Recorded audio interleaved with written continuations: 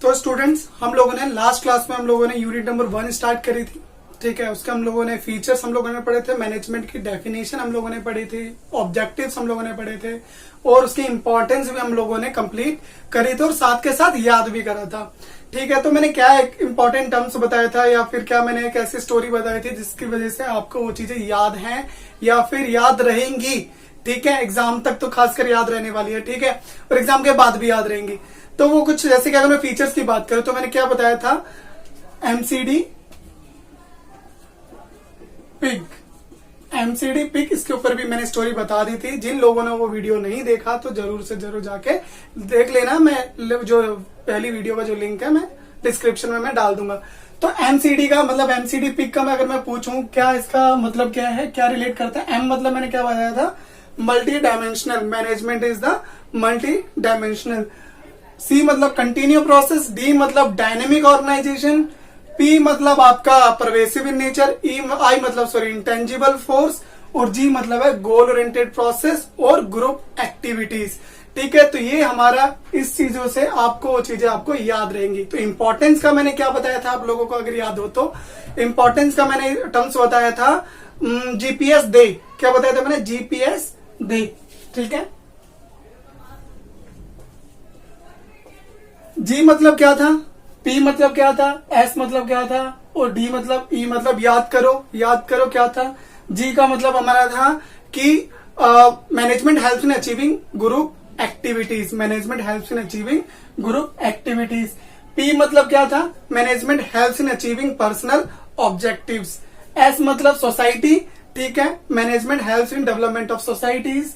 D मतलब आपका क्या था, याद करो, मैनेजमेंट क्रिएट डायनेमिक ऑर्गेनाइजेशन और ई मतलब है मैनेजमेंट इंक्रीज एफिशिएंसी। ठीक है, अगर जिन्होंने नहीं देखी वो वीडियो लेक्चर जरूर से जरूर जाके देख लेना। ठीक है, बहुत ज्यादा इजी हो जाएगा आपको इन चीजों को समझना और याद में रखना। ठीक है, तो आज हम स्टार्ट करने वाले हैं नेचर ऑफ मैनेजमेंट। ठीक है, मैनेजमेंट के कई तरह के नेचर्स की बात करते हैं। अगर पूछा जाए कि मैनेजमेंट आर्ट है, साइंस है या प्रोफेशन है, तो आज हम क्लियर करने वाले हैं कि मैनेजमेंट आर्ट है कि साइंस है कि प्रोफेशन है कि तीनों है कि दो है। तो ये आज हम क्लियर कर लेंगे। सबसे पहले हम स्टार्ट करते हैं मैनेजमेंट एज एन आर्ट। क्या मैनेजमेंट आर्ट है? ठीक है, देख लेते हैं। पहला, the presence of theoretical knowledge. Management art होने के लिए आपको थियोरेटिकल नॉलेज होना जरूरी है। थियोरेटिकल नॉलेज का मतलब है बेसिक नॉलेज। ठीक है, आर्ट का मतलब है कोई भी स्किलफुल बंदा अगर है, मान लेते हैं आप डांसर हो, आप सिंगर हो, तो वो आपकी स्किल है। ठीक है, वो आपकी स्किल है, वो आपकी आर्ट है। ठीक है, ये भी किसके बेस पर है, थियोरेटिकल और बेसिक नॉलेज के बेस पर। आप सिंगर हो तब भी आपको बेसिक नॉलेज आपको लेनी पड़ेगी, सारे गामा जो भी आपका बेसिक नॉलेज है। डांसर हो तो तब भी आपको बेसिक नॉलेज लेनी पड़ेगी। ठीक है, उसे ही बोला गया the presence of theoretical knowledge. दूसरा पॉइंट है आपका पर्सनलाइज एप्लीकेशन। पर्सनलाइज एप्लीकेशन का मतलब ये होता है कि अलग अलग बंदे पे अलग अलग, मतलब एक तरह से मैं बात करूं, अगर दो बैट्समैन हैं तो दोनों का खेलने का तरीका अलग होगा। अगर दो सिंगर है तो दोनों का गाने का तरीका अलग होगा। ठीक है, इसी तरह से अगर मैं बात करूं कि दो अगर डांसर है तो उनका डांस करने का तरीका भी अलग होगा। तो ये होता है पर्सनलाइज एप्लीकेशन। ठीक है, नेक्स्ट आपका थर्ड है बेस्ड ऑन क्रिएटिविटी। अब बेस्ड ऑन क्रिएटिविटी का मतलब ये है कि अगर आप प्रैक्टिस करते हो, रूटीन प्रैक्टिस करते हो, तो आपकी क्रिएटिविटी, आपकी इनोवेटिव स्किल्स इंक्रीज होते हैं। अगर आप प्रैक्टिस नहीं करते तो आप अपनी जो प्रोफेशन है, एक तरह से बात करें, जो आपकी स्किल्स है वो आप लूज कर दोगे। ठीक है, या फिर आपको उसके अंदर लैकिंग सी दिखाई देने लगेगी कि यार ये तो अब क्या हो गया कि अब तो मैं इसमें प्रॉब्लम आ रही है मुझे गाने में या डांस करने में। ठीक है, तो उसके लिए प्रैक्टिस जरूरी है, जिसकी वजह से आपकी क्रिएटिविटी और इनोवेटिव स्किल्स इंप्रूव किए जाते हैं। तो क्या था, पहला पॉइंट है the presence of theoretical knowledge, दूसरा आपका पर्सनलाइज एप्लीकेशन और तीसरा आपका बेस्ड ऑन क्रिएटिविटी। समझ में आ गया? इसको याद करने का तरीका अगर मैं बताऊं, अगर तुमसे एक मैं क्वेश्चन पूछता हूं, ये मुझे बताओ कि जो कोरोना वायरस है, ठीक है, वो ओरिजिनेट कौन से एनिमल से हुआ या कौन से बर्ड से हुआ, कोई मुझे बताएगा जरा? उसका आंसर है बैट। बैट, खेलने वाला बैट नहीं। ठीक है, यहाँ पर बैट का मतलब है चमगादड़। ठीक है, तो बैट आपको याद रखना है और खासकर ज्यादातर बच्चों को याद भी होगा, तो बैट से आपको ये जरूर याद रहेगा। बी का मतलब है बेस्ड ऑन क्रिएटिविटी। ठीक है, मैं यहाँ पे लिख भी देता हूं, BAT। ठीक है, बी मतलब है बेस्ड ऑन क्रिएटिविटी, ए मतलब है पर्सनलाइज एप्लीकेशन, एप्लीकेशन को मैंने ए से रिलेट करा हुआ है, और टी मतलब आपका थ्योरेटिकल नॉलेज ले लेगा तो टी से स्टार्ट भी यही हो रहा है, तो the presence of theoretical knowledge. तो बैट क्लियर हो गया आपका। बी से आपका बेस्ड ऑन क्रिएटिविटी, ए मतलब आपका पर्सनलाइज एप्लीकेशन, और टी का मतलब है the presence of theoretical knowledge. ठीक है, ये था आपका आर्ट। अब हम बात करते हैं साइंस की। क्या मैनेजमेंट साइंस है? सॉरी, अब इससे पहले एक चीज और कर लेते हैं, मैनेजमेंट से एक बार रिलेट कर लेते हैं, इसमें से कौन कौन से ऐसे फीचर्स है जो मैनेजमेंट से रिलेट करते हैं। ठीक है, जो मैनेजमेंट में भी इसके फीचर्स मैच होते हैं, तो भी हम इसे कह पाएंगे कि आर्ट है कि नहीं है। ठीक है, पहला the presence of theoretical knowledge. अब देखो, बेसिक नॉलेज होना जरूरी है आर्ट के लिए। ठीक है, क्या मैनेजमेंट के लिए रिक्वायरमेंट है? हाँ, ये मैनेजमेंट के लिए भी आपको बेसिक नॉलेज होना जरूरी है, तभी आप कंपनी में मैनेजमेंट कर पाओगे। ठीक है, तो ये जो आपका फीचर है मैनेजमेंट से भी मैच करता है। दूसरा आपका पर्सनलाइज एप्लीकेशन।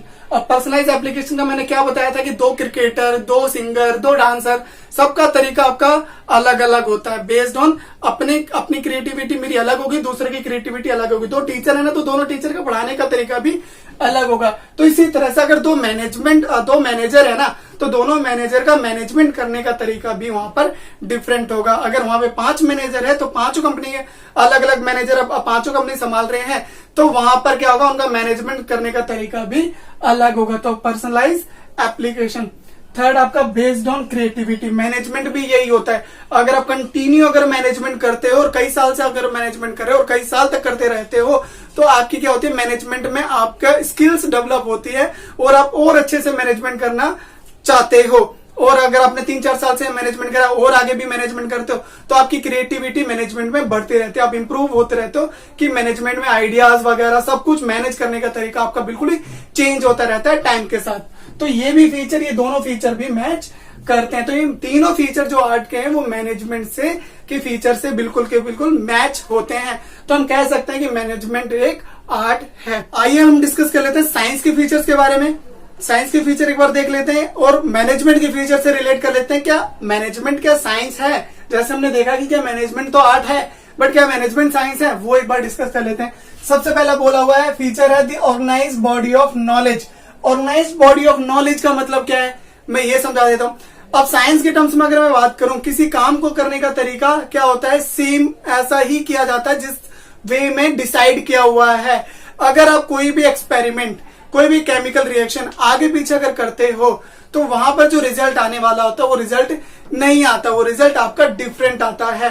ठीक है, तो ये आपका फीचर अगर मैं बात करूं मैनेजमेंट के फीचर से, तो मैनेजमेंट में ये फीचर मैच किया जाता है। तो मैनेजमेंट में भी अगर आप कोई भी चेंजेस करते हो तो उसका रिजल्ट भी आपका चेंज हो जाता है। तो ये फीचर आपका मैच किया जाता है मैनेजमेंट के फीचर से भी। ठीक है, दूसरे फीचर की बात करूं, सिस्टमैटिक बेस्ड ऑन एक्सपेरिमेंट। अब जो भी रूल्स, अगर मैं बात करूं साइंस के जो भी रूल्स हैं, साइंस के जो भी प्रिंसिपल्स हैं, वो सारे के सारे किसके बेस पर होते हैं, एक्सपेरिमेंट के बेसिस पर।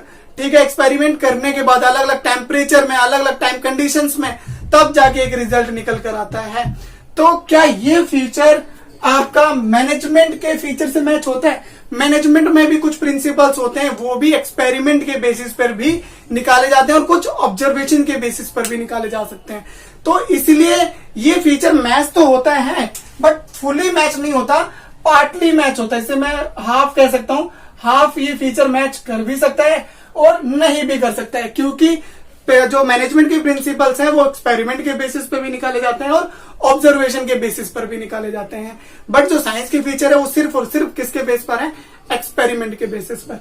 ठीक है, अगर मैं बात करूं third point, universal validity. Science के जो भी प्रिंसिपल है वो यूनिवर्सल वैलिडिटी है, यूनिवर्सल एप्लीकेबल है। यूनिवर्सल का मतलब क्या, जो भी अगर इसका प्रिंसिपल इंडिया में अप्लाई हो रहा है ना, जो रिजल्ट इंडिया में आ रहा है वो केमिकल रिएक्शन करने पर, वो आपका अमेरिका में भी आएगा, वो आपका पाकिस्तान में भी आएगा, वो आपका न्यूजीलैंड में भी आएगा, वो आपका चाइना में भी आएगा, कोई डिफर नहीं होने वाला। अगर मैं साइंस के फीचर की बात करूं, इसके प्रिंसिपल्स की बात करूं, इसके प्रिंसिपल्स आपके सेम आने वाले हैं। बट क्या मैनेजमेंट में ऐसा होता है, मैनेजमेंट के प्रिंसिपल्स अगर मैं अप्लाई कर दूं, क्या रिजल्ट वो आपका सेम आने वाला है? नहीं, मैनेजमेंट में ऐसा कुछ भी नहीं होता।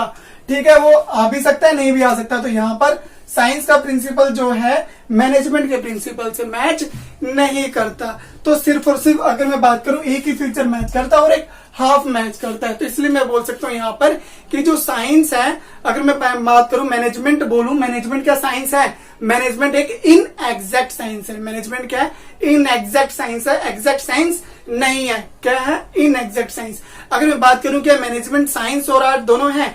यस, मैनेजमेंट साइंस और आर्ट दोनों है। ठीक है, तो ये हो गया आपका management of as an art और मैनेजमेंट एज अ साइंस। अब बात करते हैं हम लोग, जैसे अब हमारे चैप्टर खत्म होते रहेंगे, यूनिट टेस्ट हमारे स्टार्ट हो जाएंगे, असाइनमेंट भी स्टार्ट हो जाएंगे और टेस्ट भी स्टार्ट हो जाएंगे आपके, जिसका मैंने नाम दिया है यूटी। अब यूटी बोल दो या आप अपने अकॉर्डिंग जो भी नाम ले लो, मैंने तो नाम दे दिया आपका यूटी। आपका यहाँ पर होगा जो भी मैंने ग्रुप में बनाया हुआ है, मैंने व्हाट्सएप का ग्रुप बनाया बिजनेस का, वहां पे टेस्ट आ जाएंगे, वहां पे असाइनमेंट्स आ जाएंगे। उसका लिंक मैंने डिस्क्रिप्शन में शेयर करा हुआ है और वहां पे क्लिक करके आप बिजनेस के ग्रुप में जा सकते हो और वहां पे असाइनमेंट्स और आप जो भी के आपके टेस्ट वगैरह होंगे वो आप शेयर कर सकते हो। ठीक है, तो अब देखो इसका अगर मैं याद करने का तरीका बताऊं, मैनेजमेंट एज एन साइंस, देखो अब यहाँ पे कैसे होगा, TUS। ठीक है, अगर मैं बोलूं UT, क्या बोलूं मैं यहाँ पर? UTS। सिस्टमेटिक तरीके से अगर आप UT देते रहोगे, सिस्टमेटिक तरीके से अगर आप UT देते रहोगे तो आपके अच्छे मार्क्स स्कोर हो जाएंगे। तो इसे याद भी ऐसे कर सकते हैं, सिस्टमेटिक तरीके से UT। ठीक है, सिस्टमेटिक मतलब यहाँ पे systematic body of knowledge, you मतलब यूनिवर्सल वैलिडिटी और टी मतलब आपका दी ऑर्गेनाइजेशनल बेस्ड ऑफ नॉलेज। ठीक है, बाकी आपकी मर्जी, आप अपने अकॉर्डिंग कुछ भी आप चेंज कर सकते हो जिससे आपका वो आपको याद रहे। ठीक है, ये तो थे मैनेजमेंट के मैनेजमेंट एज अ साइंस। आइए अब हम डिस्कस कर लेते हैं मैनेजमेंट एज अ प्रोफेशन। क्या मैनेजमेंट क्या प्रोफेशन है क्या? जैसे हम लोगों ने ये दोनों डिस्कस कर रहे थे, अब ये भी हम डिस्कस करने वाले हैं, जिससे हमें पता चलेगा कि मैनेजमेंट प्रोफेशन है या नहीं है।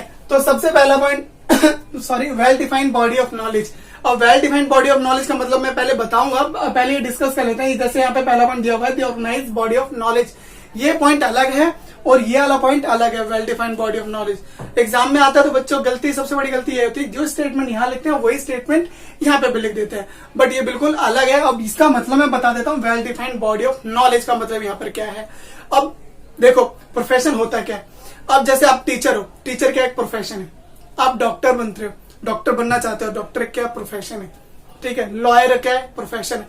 एक ऐसी स्किल्स जिसके बेसिस पे आप गुड्स एंड सर्विस प्रोड्यूस नहीं करते, बट आप सर्विस प्रोवाइड करते हो सोसाइटीज में। जैसे कि टीचर सर्विस प्रोवाइड कर रहा है, यहाँ पे डॉक्टर भी सर्विस प्रोवाइड कर रहा है। ठीक है, लॉयर भी सर्विस प्रोवाइड कर रहा है। ठीक है, अब well defined body of knowledge क्या है सर, ये तो बताओ। अब well defined body of knowledge अगर हम बात करें, जैसे डॉक्टर की अगर मैं पढ़ाई की बात करूं, डॉक्टर की अगर पूरी पढ़ाई करने के बाद क्या आप सीए कर सकते हो क्या? सीए के लाइन में जा सकते हो क्या? नहीं जा सकते। आपको सीए की पढ़ाई अलग से करनी पड़ेगी, उसकी well defined body of knowledge अलग है। Well defined body of knowledge का मतलब है, अगर मैं सीए की टर्म्स में बताऊं कि पहले आपने 12th तक कंप्लीट करा, 12th में आपने 11th 12th में आपने कॉमर्स ली।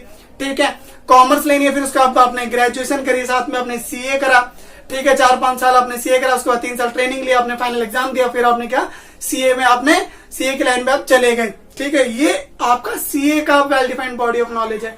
इसी तरह से अगर मैं बात करूं डॉक्टर का, तो डॉक्टर का अलग है, वहां पे एमबीबीएस आपका अलग है। ठीक है, वहां पे आपको एमबीबीएस वगैरह करना होगा। लॉयर में अलग है, वहां पे आपको एलएलबी की डिग्री लेनी पड़ेगी। ठीक है, सीएस का अलग। इस तरह से सबकी आपकी well defined body of knowledge होती है। ठीक है, तो well defined body of knowledge आखिरकार आपको समझ में आ गया होगा। अगला हम डिस्कस कर लेते हैं रेस्ट्रिक्टेड एंट्री। जैसा कि मैंने अभी आपको बताया था कि डॉक्टर की पढ़ाई करने के बाद क्या आप सीए कर सकते हो? जी नहीं, अब डॉक्टर की पढ़ाई करने के बाद सीए नहीं कर सकते, आपको सीए की अलग से पढ़ाई करनी पड़ेगी, तभी आप सीए की लाइन में जा सकते हो। दैट मीन्स यहाँ पर क्या रेस्ट्रिक्टेड एंट्री है। क्या यहाँ पर रेस्ट्रिक्टेड एंट्री है, कोई भी इसमें घुस नहीं सकता जब तक आपने उसके according well defined body of knowledge नहीं ली है, नहीं एक्वायर करी है। समझ में आ गया। फिर आपका तीसरा पॉइंट है प्रेजेंस ऑफ प्रोफेशनल एसोसिएशन। अगर आपको प्रोफेशन करना है तो इन प्रोफेशनल एसोसिएशन से आपको डिग्री लेनी पड़ेगी। तो सबका प्रोफेशनल एसोसिएशन अलग होता है। जैसे अगर मैं बात करूं, जैसे कि सीए की बात करूं तो क्या होता है ICAI। ठीक है। CS की बात करूं तो ICSI, ठीक है। सबका अलग होता है। लॉयर की बात करूं तो बार काउंसिलिंग ऑफ इंडिया, ठीक है। सबका अपना प्रोफेशनल एसोसिएशन अलग होता है जो आपको मेंबरशिप नंबर देता है, जिसके बेसिस पर आप सोसाइटीज में सर्विस प्रोवाइड करते हो। अभी हमने 3 पॉइंट हम लोगों ने कवर कर दिया। इसके पहला पॉइंट है आपका well defined body of knowledge, दूसरा रेस्ट्रिक्टेड एंट्री और तीसरा आपका प्रेजेंस ऑफ प्रोफेशनल एसोसिएशन। एक बार देख लेते हैं क्या ये मैनेजमेंट के फीचर से मैच होते हैं। पहला पॉइंट है well defined body of knowledge, ठीक है। क्या ये मैनेजमेंट में एप्लीकेबल है, मैनेजमेंट की फीचर से एप्लीकेबल है? अभी तक तो नहीं, अभी तक कंपलसरी तो नहीं है, बट आगे आने वाले कुछ टाइम पीरियड में ये कंपलसरी हो जाएगा, जिसके लिए आपको BBA MBA वगैरह जो कोर्सेज हैं आपको करने पड़ेंगे जो कि मैनेजमेंट के लाइन के, बट अभी ये कंपलसरी नहीं है। समझ में आ गया। दूसरा पॉइंट है आपको रेस्ट्रिक्टेड एंट्री। क्या मैनेजमेंट में ऐसा पॉसिबल है? मैनेजमेंट में क्या रेस्ट्रिक्टेड एंट्री है? क्या कोई भी मैनेजमेंट नहीं कर सकता? जी नहीं, मैनेजमेंट में ऐसा कुछ भी नहीं है। मैनेजमेंट कोई भी कर सकता है। घर पे जो मम्मी पापा हैं वो भी घर पे मैनेजमेंट करते हैं। कोई 10th फेल बंदा है वो भी कंपनी खोल सकता है और वहां पे मैनेजमेंट कर सकता है। तो इसमें अभी कोई रेस्ट्रिक्टेड एंट्री नहीं है, ठीक है। तीसरा पॉइंट है प्रेजेंस ऑफ प्रोफेशनल एसोसिएशन, ठीक है। प्रेजेंस ऑफ प्रोफेशनल एसोसिएशन, क्या ये आपका मैनेजमेंट की लाइन में ऐसा कुछ है? जी हाँ, ये है, बट अभी ये कंपलसरी नहीं है, तो इसलिए मैं यहाँ पर इसे मैं कट मार देता हूँ कि ये फीचर अभी उससे मैच नहीं करता, क्योंकि ये अभी कंपलसरी नहीं है। तो अगर मैनेजमेंट में कोई प्रोफेशनल एसोसिएशन कंपलसरी नहीं है तो क्या एथिकल कोड ऑफ कंडक्ट होगा? क्योंकि एथिकल कोड ऑफ कंडक्ट को मेंटेन कौन करता है? आपका प्रोफेशनल एसोसिएशन, ठीक है। जैसे अगर बात करूं CA में अगर कोई फॉल्टी पाया गया तो उसकी जो मेंबरशिप नंबर है ICI क्या करेगा? कैंसिल कर देगा। इसी तरह से डॉक्टर में अगर कोई भी फॉल्ट पाया गया, कोई भी उसने ऐसी कोई गलती कर दी या मिसकंडक्ट कुछ भी कर दिया जिससे क्या होगा, पेशेंट को कोई भी नुकसान हो गया, तो उसका जो मेंबरशिप नंबर है कैंसिल किया जा सकता है और वो कौन करेगा? Professional association. बट अभी आपका मैनेजमेंट में ऐसा कोई भी प्रोफेशनल एसोसिएशन अभी रजिस्टर्ड नहीं है जो कि आपके एथिकल कोड ऑफ कंडक्ट को रेगुलेट कर सके। एथिकल कोड ऑफ कंडक्ट की बात करूं, एथिकल कोड ऑफ कंडक्ट होता क्या है, ठीक है। तो अगर मैं बात करूं डॉक्टर की सर्विसेज, अब डॉक्टर क्या है, जैसे कि अगर मैं बात करूं कोई पेशेंट आ रहा है और उससे कोई भी दवाई ले रहा है, वो क्या करेगा? लिख के दे देगा। अब पेशेंट क्या करेगा? मेडिकल शॉप में जाएगा और वो पर्ची दिखाएगा और वो कंज्यूम कर लेगा, ठीक है। चाहे उसने गलत लिखी हो चाहे उसने सही लिखी हो, ठीक है। तो यहाँ पर जो डॉक्टर का एथिकल कोड ऑफ कंडक्ट ये कहता है कि आप पेशेंट को अच्छी दवाई लिख कर दो ताकि वो ठीक हो जाए। तो ये होता है आपका एथिकल कोड ऑफ कंडक्ट। आगे हम डिस्कस कर लेते हैं सर्विस मोटिव, ठीक है। जैसे कि मैंने बात करी कि प्रोफेशन का जो मेन मोटिव है सर्विस प्रोवाइड करना, इसी तरह से मैनेजमेंट में भी यही होता है कि आपका मेन जो मोटिव है, आपको गुड्स को प्रोड्यूस करना काम नहीं है वहां पर आपका मेन काम क्या है? सर्विस को प्रोवाइड करना। तो यहाँ पर ये जो फीचर है आपका मैनेजमेंट से मैच किया जाता है। कौन सा फीचर? Service motive. और बाकी कोई भी फीचर आपका मैनेजमेंट से मैच नहीं करता, ठीक है। चलो इसके फीचर्स कैसे याद किए जाएं जरा मुझे बताओ, ठीक है। अब देखो जरा यहाँ पे आगे, चलो एक स्टोरी बता दो ताकि आपको याद रहे, ठीक है। जैसे हर एक की बताइए, मैंने इसकी भी बता ही देता हूं मैं आपको। एक चीज, अभी हमारा जो इंडिया है, जो टेस्टिंग हो रही है जो पर डे, वो जो पर डे टेस्टिंग हो रही है वो 1 लाख के आसपास हो रही है, जो कि अदर कंट्रीज में इतनी नहीं हो रही है, ठीक है। तो टॉप 10 कंट्रीज में हमारा इंडिया भी अभी काउंट हो रहा है टेस्टिंग में। और कुछ दिनों बाद जो आपका नीति आयोग है वो अपने आप को डिक्लेयर करने वाला है सुपर पावर टेस्टिंग में। किस चीज में? सुपर पावर टेस्टिंग में, क्योंकि इंडिया में सबसे ज्यादा टेस्ट होंगे हर कंट्री के मुकाबले में। तो यहाँ पर देखो मैंने क्या बोला? पावर। तो यहाँ पावर से आपको याद रखना ही चीज है। किस चीज से? पावर से। पावर्स। अब पावर से कैसे रिलेट करेंगे हम इसे जरा देखने जरा। पीओ से आप याद कर लो, presence of professional association. PO से आप याद रख लो, प्रेजेंस ऑफ प्रोफेशनल एसोसिएशन। तो पीओ यहाँ पे कंप्लीट हो गया। डब्ल्यू से आप याद कर लो, well defined body of knowledge. W से आपको क्या करना है? Well defined body of knowledge. E से आपको करना है आपका ethical code of conduct. E से आपका क्या हो जाएगा? Ethical code of conduct. R से आपका क्या हो जाएगा? Restricted entry. और एस से हो जाएगा आपका सर्विस मोटिव। तो ये आपके याद रहेंगे। जैसे मैंने इसका बताया बैट, इसका मैंने बताया यूटी, सिस्टमेटिक तरीके से यूटी, और इसका मैंने बता दिया पावर्स। ठीक है, तो अब आपको पता लग गया होगा, आपको याद शायद से हो गए होंगे या नहीं होंगे तो कर लेना, अब अपने अकॉर्डिंग चेंज भी कर सकते हो। मैंने तो आपको आइडिया दे दिया किस तरह से आपको चीजों को याद रखना है ताकि आपको एग्जाम तक ये चीजें याद रहे। तो हाँ, जाते जाते एक चीज और मैं बोलूंगा, इन सारी चीजों को नोट जरूर कर लेना और नोट्स जरूर बनाते रहना। ठीक है, अलग से नोट्स मत मांगना मुझसे। ठीक है, साथ के साथ नोट्स बनाते जाना। जो पहले मैंने क्लास ली थी उसके नोट्स बना लेना, आज जो कराया उसके नोट्स बना लेना, इसको रिवाइज जरूर कर लेना। ठीक है, और वीडियो को लाइक, शेयर और सब्सक्राइब जरूर से जरूर कर देना। Thank you so much.